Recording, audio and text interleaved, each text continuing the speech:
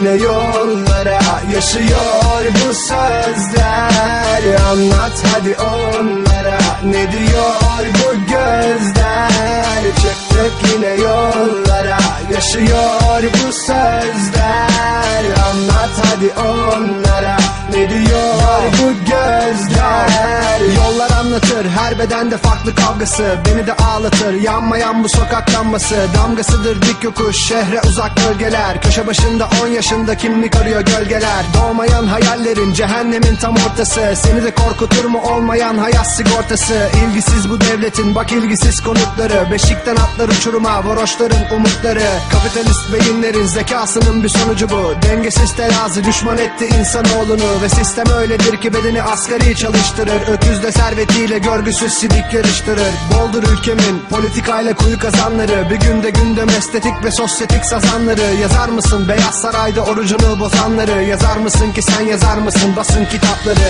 Çıktık yine yollara, yaşıyor bu sözler. Anlat hadi onlara, ne diyor bu gözler? Çıktık yine yollara, yaşıyor bu sözler. Anlat hadi onlara, ne diyor bu gözler? Kavgalar ve zor yaşam sebep geçim sıkıntısı, bir iş bir evdi sadece mutluluk takıntısı. Sokaklarımda büyüdüm hep, adımlarımla büyüdü rap, ve yürüdüğümde sahnelerde belgesel gibiydi hep. Kulaklarımda senfoni, çocuk silah siren sesi, dudaklarında bir küp